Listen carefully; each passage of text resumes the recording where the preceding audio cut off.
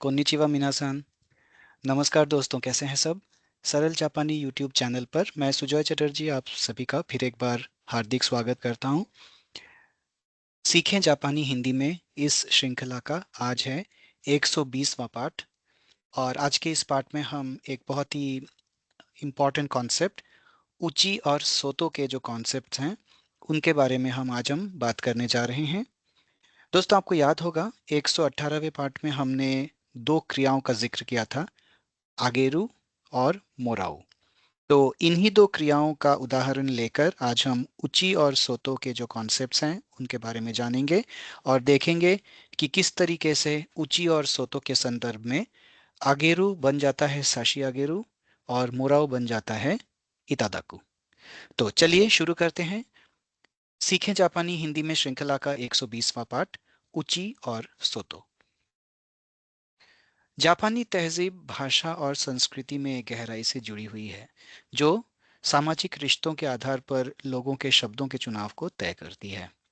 यानी कि कब किस परिस्थिति में किस शब्द को चुना जाना है, वो जो जापानी संस्कृति है उसके आधार पर ये तय होता है। तो ग्रामेटिकली कहने का अर्थ है कि व्याकरण दृष्टि से आप कोई दूसरी क्रिया का भी प्रयोग कर सकते हैं, लेकिन सांस्कृतिक दृष्टि से, कल्चर की दृष्टि से हम वैसा नहीं करते। कई बार हम किसी दूसरे क्रिया का या दूसरे शब्द का प्रयोग करते हैं। तो उची और सोतो के कॉन्सेप्ट्स का जो बेस है वो यही है।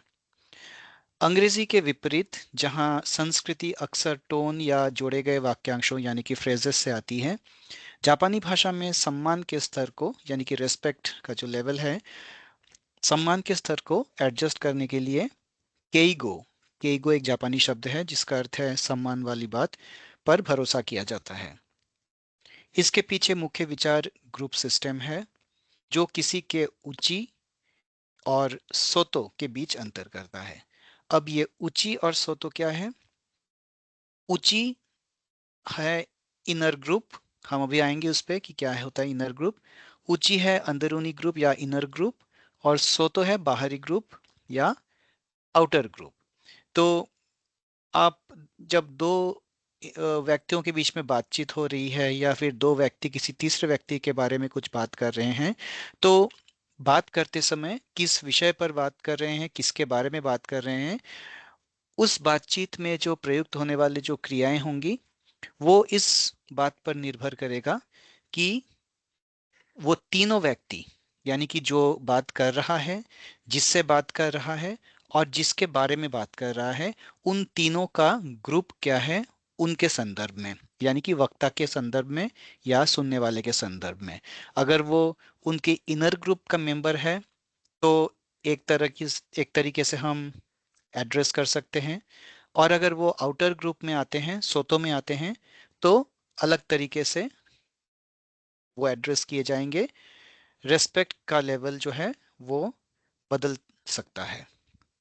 तो अंदरूनी समूह में आमतौर पर परिवार, सहकर्मी या सहपाठी शामिल होते हैं, जबकि बाहरी समूह में उस दायरे से बाहर के लोग शामिल होते हैं, जैसे कि ग्राहक, शिक्षक या कोई अजनबी। तो ऐसे समझ सकते हैं कि उची यानी कि जो इनर ग्रुप है, अंदरूनी समूह है, वो आपके जो क्लोज जान पहचान वाले हैं, जो क्लोज परिचित लोग हैं, जैसे कि आपके परिवार के सदस्य हो गए, आपके कलीग्स हो गए, आपके दोस्त यार हो गए, वो सब उची में आएंगे।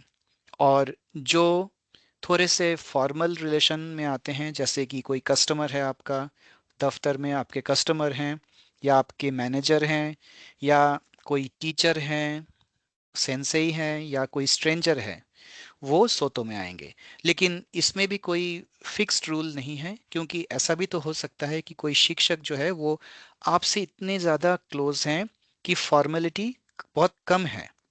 तो उस केस में आपका शिक्षक आपके इनर ग्रुप में भी आ सकता है, ज़रूरी नहीं कि वो आउटर ग्रुप में आए।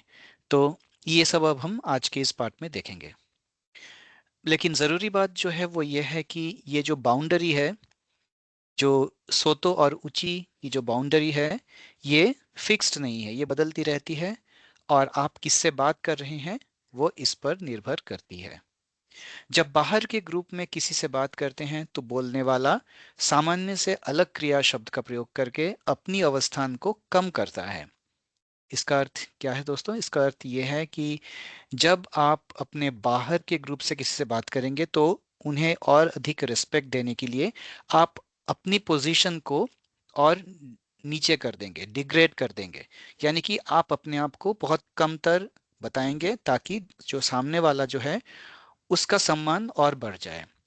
ये जापानी संस्कृति का अर्थ है। इसीलिए जो वो झुककर बात करते हैं या जो बो करते हैं वो इसी उद्देश्य से करते हैं कि वो अपने आप को थोड़ा सा हीन और उनसे इंफेरियर शो करने की कोशिश करते हैं। ये उनके जापानीज कल्चर का अंग है।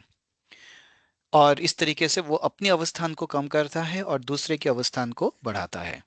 उची और सोतो का ये डायनामिक बैलेंसिंग एक्ट जो है, यही जापानी पोलाइटनेस को उसकी खास पहचान देता है।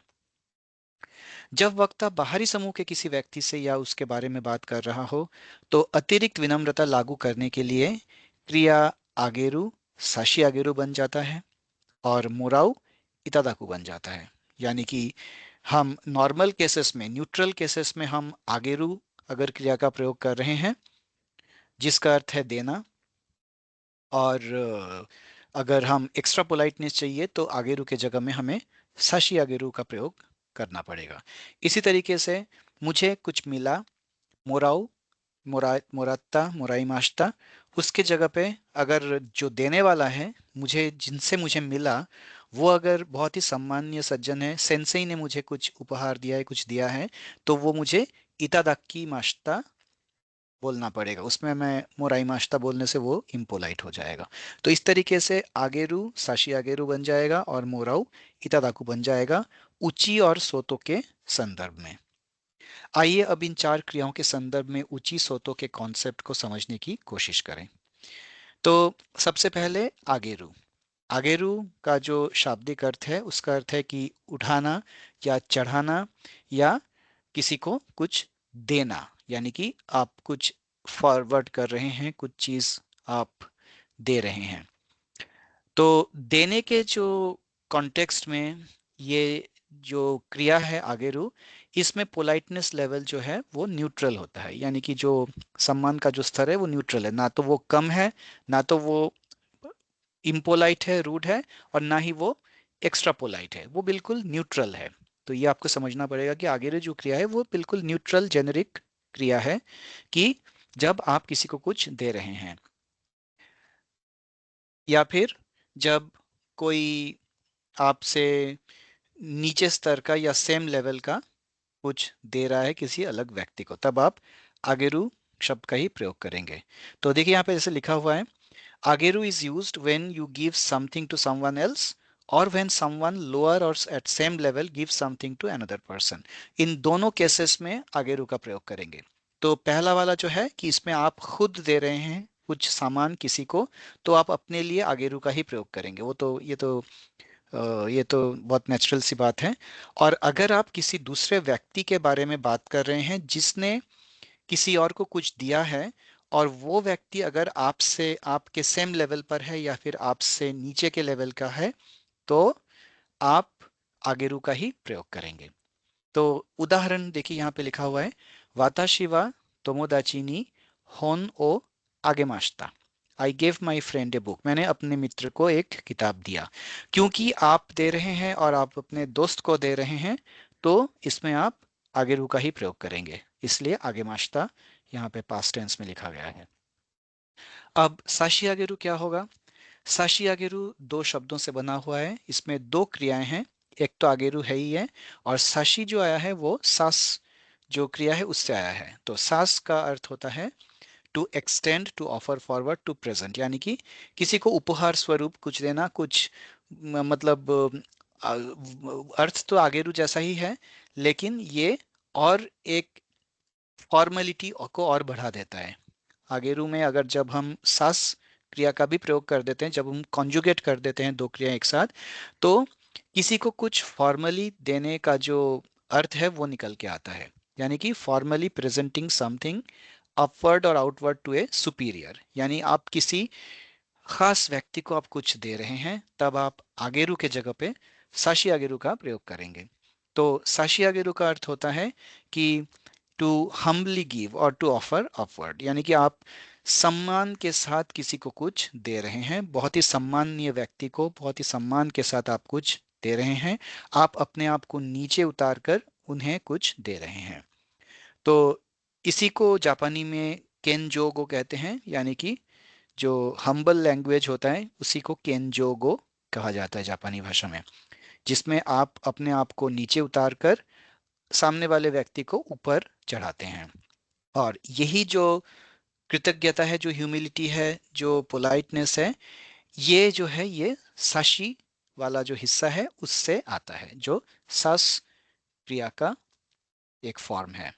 तो अगर इसको हम समराइज करें तो आगेरू का अर्थ है किसी को कुछ देना जो न्यूट्रल है, पोलाइट है, और साशी आगेरू का अर्थ है किसी को कुछ बहुत ही हम्बल तरीके से देना, सम्मान के साथ देना, पूरे कृतज्ञता के साथ देना, और जो कि एक्स्ट्रा रेस्पेक्टफुल होता है।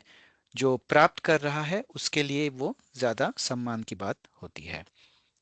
तो the sashi adds the nuance of extending something forward with humility, which upgrades the politeness level. अब जो पोलाइटनेस का जो शिफ्ट है वो देखिए, आगेरू आई गिव, ये न्यूट्रल पोलाइट है, और साशी आगेरू का प्रयोग करेंगे तो वो जाता है आई हम्बली एक्सटेंड अपवर्ड, और humble respectful towards the receiver. So साशी makes the action not just giving but formally presenting with deference.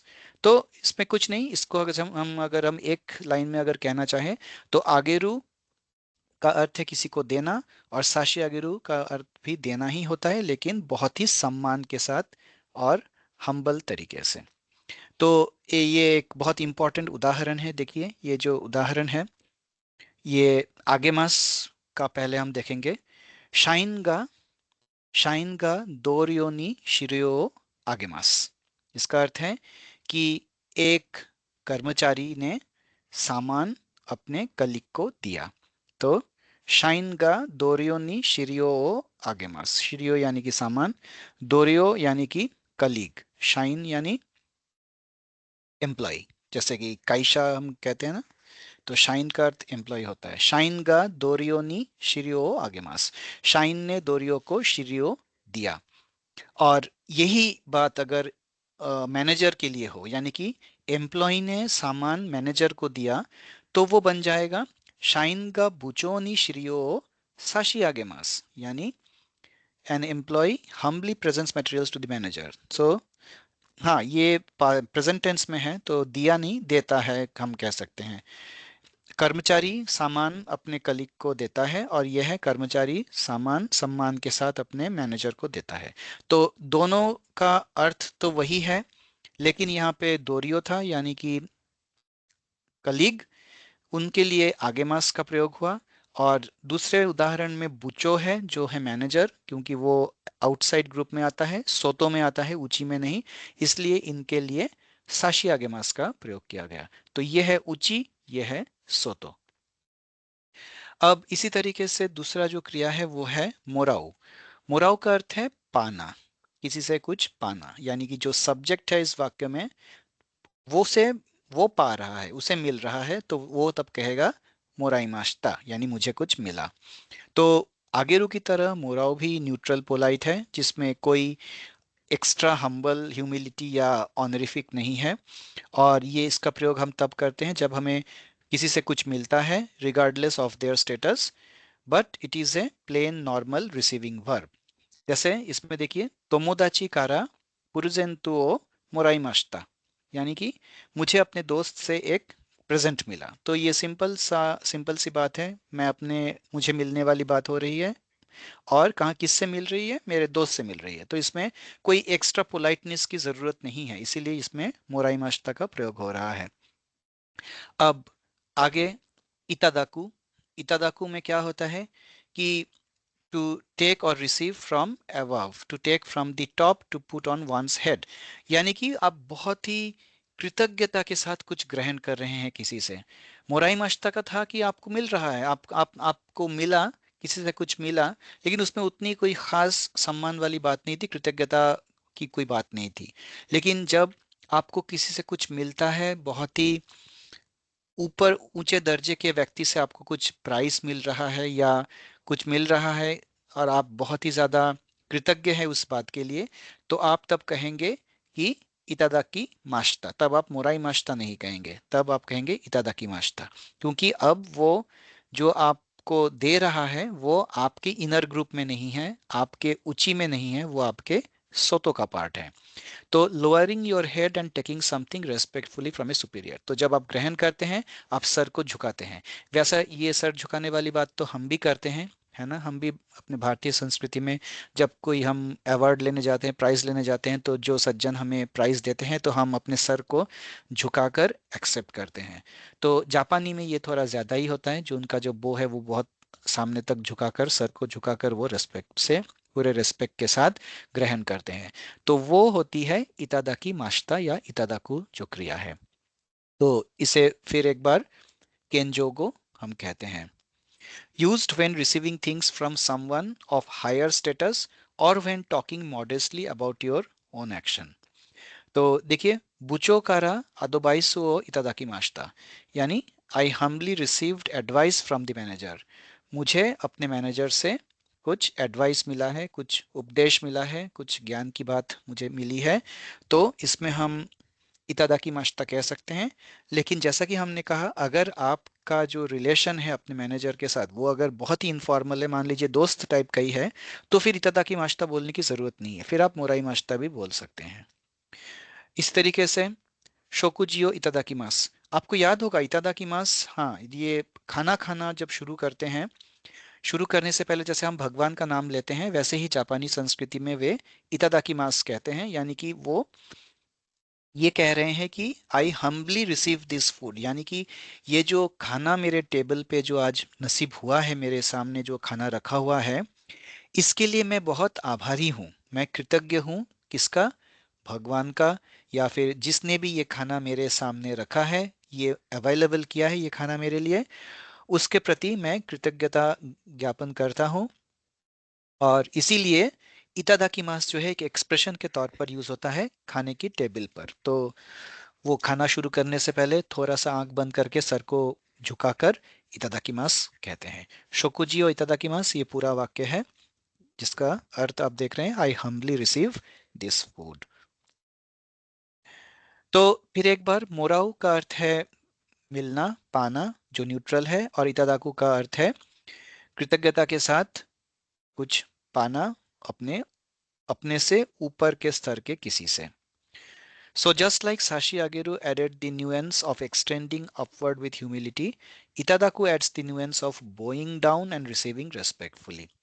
तो देखिए, साशी आगेरू यानी आप ऊपर को चढ़ा रहे हैं, ऊपर उठा रहे हैं विथ ह्यूमिलिटी, और इतादाकू है कि आप खुद झुककर, सामने झुककर आप रेस्पेक्टफुली कुछ चीज प्राप्त कर रहे हैं, रिसीव कर रहे हैं।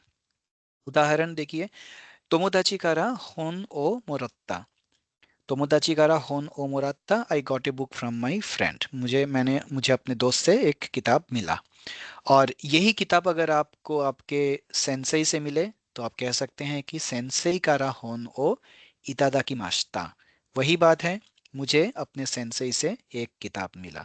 तो सेम एक्शन के लिए जब दोस्त की बात आ रही है, तब आप मुरात्ता कह रहे हैं, आप मुराई माश्ता भी नहीं कह रहे हैं, मुरात्ता कह रहे हैं, जो कि बिल्कुल इनफॉर्मल वर्ड है पास्ट टेंस में। और अपने सेंसेई के साथ आप कह रहे हैं कि इतादा की माश्ता। तो यही है उची और सोतो में अंतर। आगेरू मोराउ और साशी आगेरू इतादाकू में से चुनना बोलने वाले, सुनने वाले और जिनके बारे में बात हो रही है उनके बीच के सामाजिक रिश्ते पर निर्भर करता है। जापानी में ये पक्का नियम नहीं है कि सेंसेई हैं तो हमेशा साशी आगेरू या इतादाकू का ही प्रयोग करना होगा, बल्कि ये इस बारे में है कि आप उस खास मामले में दूसरे व्यक्ति के मुकाबले खुद को कैसे रखते हैं, और आपका आपके सेंसेई के साथ संबंध में औपचारिकता किस स्तर की है। तो ये हम पहले भी आपको बता चुके हैं, आप समझ गए होंगे। अब आगे हम देखें, अगर आप अपने सेंसेई के साथ बहुत क्लोजनेस फील करते हैं, एक एक फ्रेंडली सा रिलेशन है, इनफॉर्मल टीचर है, मेंटर है, तो आप आगेरू और मोराव का भी प्रयोग कर सकते हैं।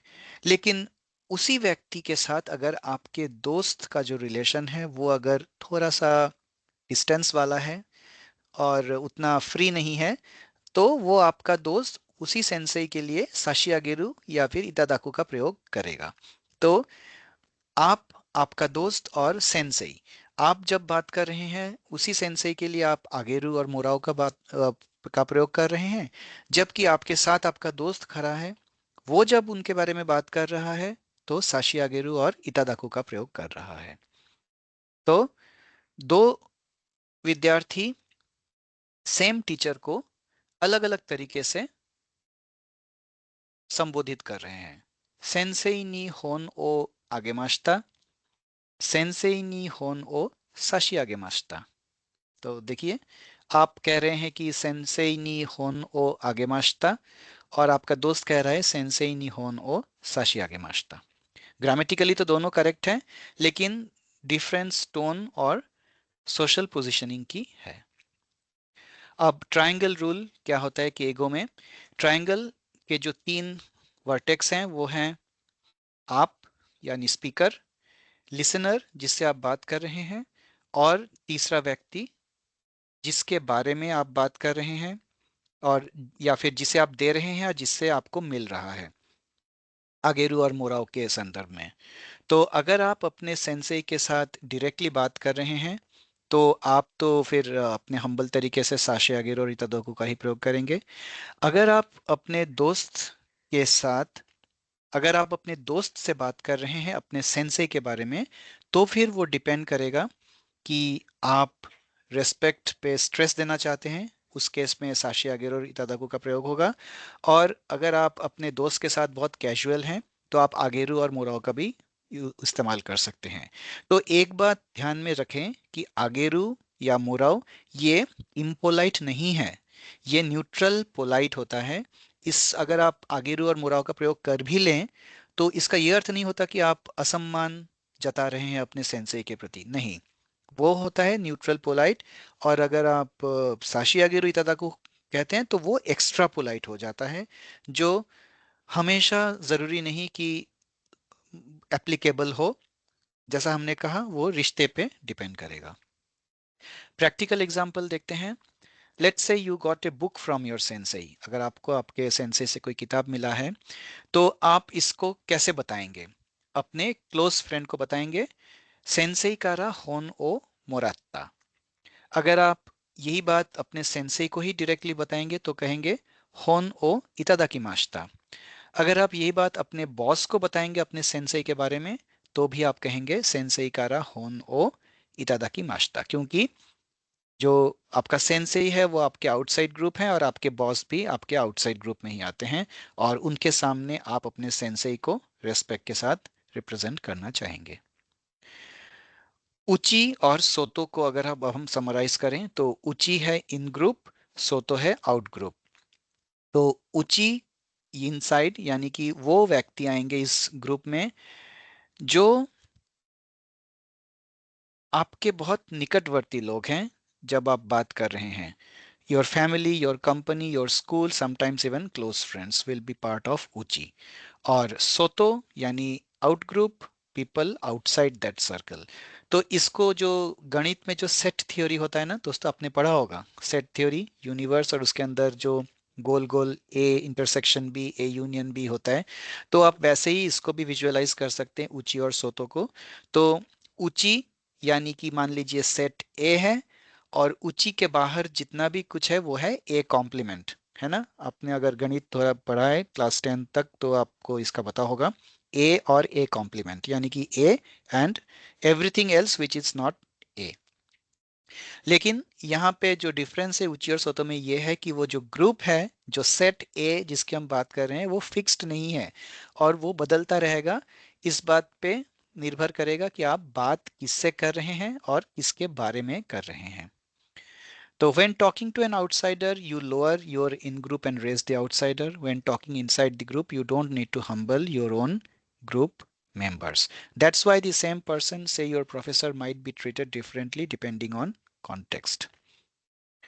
तो इसमें 3 केसेस ले लेते हैं। Talking to your classmate, same in group both students. सेंसेई कारा होन ओ मोरात्ता।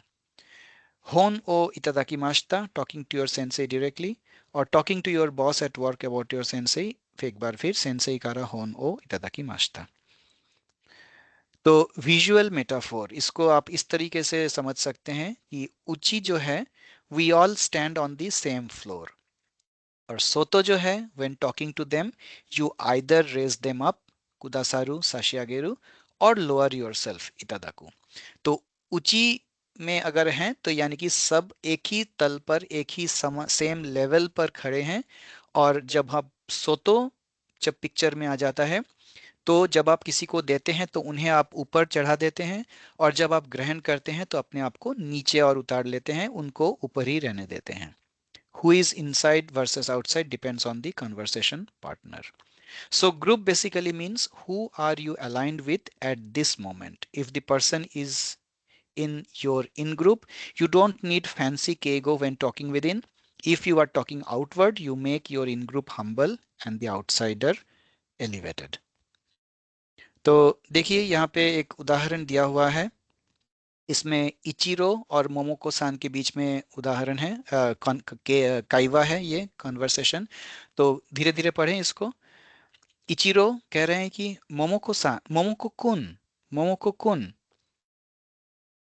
ताकाई तोकेई देसने, ताकाई तोकेई देसने, ताकाई तोकेई देसने, दारे नी मोराई माश्ता, दारे नी मोराई माश्ता का। तो इचिरो मोमोको सान से क्या कह रहे हैं, मोमोको कुन लिखा हुआ है, सान भी आप कह सकते हैं, मोमोको कुन, ताकाई तोकेई देसने, यानी कि ये घड़ी महंगा लग रहा है। दारेनी मोराई माश्ता का, आपको किन से मिला, आपको ये किससे मिला। तो मोमो को कहता है कि ओनी सान नो तोमोदाची नी इतादाकी माश्ता, यानी कि मेरे बड़े भाई के दोस्त ने से मिला है। तो इसमें देखिए, सवाल में था मोराई माश्ता का, और जवाब में इतादाकी माश्ता, यानी कि मोमोको सान ने उनको रेस्पेक्ट दिया, क्योंकि बड़े भाई के दोस्त हैं, इसलिए मोराई माश्ता के जगह पे इतादाकी माश्ता वो कह रही है। तो इचिरो सान कह रहे हैं कि तांजोबी नो पुरुजेंटू देस का, यानी कि आपको ये बर्थडे पे मिला है क्या। मोमोको कहती है ये नहीं, ओनी सान नो तोमोदाची कारा नो ओमियागे देस, यानी कि ओमियागे का अर्थ होता है कि कोई सुवेनीर, यानी कि कोई कहीं पे घूमने गए थे, कुछ सुवेनीर लेके आए हैं, तो उसको ओमियागे कहा जाता है। तो ओनिसान नो तोमोदाची कारा नो ओमियागे देस। अब देखिए, आप यहाँ पे नो पार्टिकल का प्रयोग यहाँ पे कर भी सकते हैं, ना भी कर सकते हैं। तो आप ऐसे भी कह सकते हैं कि ये ओनिसान नो तोमोदाची कारा ओमियागे देस कह सकते हैं। लेकिन नो का प्रयोग यहाँ पे किया जाता है कई बार। ये जापानी भाषा का है, तो इसको आप याद रख सकते हैं, इसको आप लिख भी सकते हैं, इसको छोड़ भी सकते हैं, इसमें कोई फर्क नहीं है। तो तब इचिरो सान कहते हैं कि ई ने, ये तो अच्छी बात है, ई यानी कि अच्छा। आनाता ओनिसान नो तोमोदाची नी नानियो आगेमास का। तो इसका अर्थ है कि क्या आप भी अपने बड़े भाई के दोस्त को कुछ देने वाली हैं। सो देसने, गुड आइडिया, यानी कि ये अच्छी बात है। नानियों आगे माशो का, यानी कि क्या दिया जा सकता है, क्या दें, सजेशन मांग रही है इचिरो सान से। तो यहाँ पे आगे माशो का माशो फॉर्म जो है वो हमने किया था पहले भी। इचिरो सान कहते हैं निहोन नो निंग्यो वा दो देस का, यानी कि जापानी गुड़िया के बारे में क्या ख्याल है, जापानी गुड़िया दे दीजिए। तो मोमोको सान कहती हैं ई ने अरिगातो। तो उनको पसंद आया सजेशन, तो वो कहती है कि ये अच्छा है, अच्छा सजेशन है, थैंक यू। तो इस तरीके से आप देखिए, मोराई माश्ता, इतादाकी माश्ता, ओमियागे, फिर आगे मास का, आगे माशो का, इस तरीके से इनका प्रयोग इस कन्वर्सेशन में हुआ है। तो आप प्रैक्टिस कीजिए, ताकि इनका जो है अभ्यास हो, और आप इसमें थोड़ा सा और जापानी जो भाषा है वो फ्लुएंट हो। और जैसा कि मैंने पहले कहा था, जापानी भाषा को जापानी में ही पढ़ने की कोशिश कीजिए, उसको रोमाजी में अब और ट्रांसलेट या ट्रांसक्राइब ना कीजिए। आज का पार्ट बस यहीं तक। उची और सोतो के कॉन्सेप्ट्स आज आपने जाने। 121वें पार्ट से हम बहुत जल्दी कुछ नई नई चीज़ें और आपको बताने वाले हैं। और अब से आगे से अंग्रेजी और हिंदी के जो लेसन्स है वो साथ साथ चलेंगे। तो इसी जानकारी के साथ अब हम आपसे आज्ञा लेते हैं। फिर मिलेंगे बहुत जल्दी हमारे इस चैनल के अगले वीडियो में। तब तक के लिए, अरिगातो गोजाइमास।